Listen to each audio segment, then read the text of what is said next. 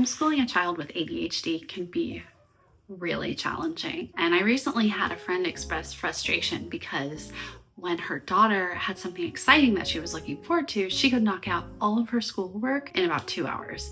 But the rest of the time, it took her all day. And my friend was frustrated because she felt like it indicated that her daughter could do it in 2 hours all the time, but just chose not to. And while I totally get the frustration, that's not actually entirely the case.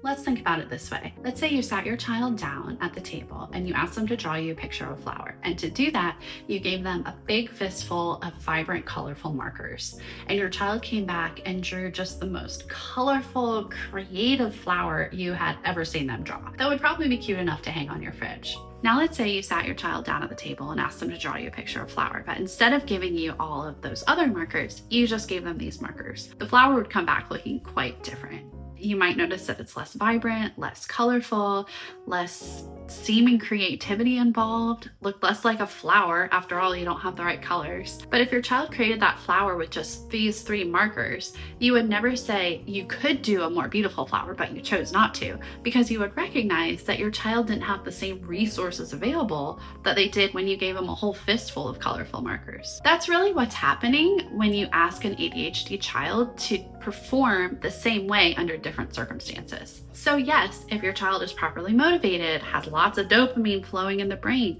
they probably can get their work done quickly and focus really well. And though it may feel like it's reasonable to have the same expectation every day, it's really just not fair because they're not operating with the same neurochemical resources. So what can we do about it? Well, we can find ways to give our children more markers to work with. So you sit your child down to work on a regular school day, and there they are with their same boring markers trying to do their handwriting or their math or whatever their most challenging subject is. We can make sure that they're not hungry, or we can try to make sure it's a good time of day when their brain neurochemically is already primed to be focused and motivated. We can also make sure that they're not wearing scratchy or uncomfortable clothes. This can become huge mental noise for an ADHD kid. We can make sure that visually there's not a lot of distractions around that are going to draw their attention away. And we can make sure that visually there's enough stimulation and they're not bored out of their minds. We can make sure that extra auditory noise is minimized, like TVs or extra conversation, or even something that's seemingly background noise like a vent fan on a stove. Or we can give them small wins by breaking their school tasks up into smaller chunks, since every time we complete a task, our brains get a little bing of dopamine. Each one of these strategies gives your child yet another marker to work with. So even though it can be frustrating to help an ADHD child finish their schoolwork when you feel like it should be so easy, just try to remember that maybe they need a few more markers to get the job done.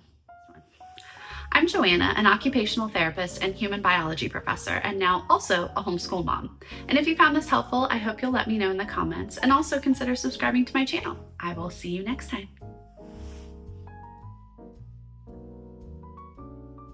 I'm Joanna, an occupational therapist, and let's see, who am I?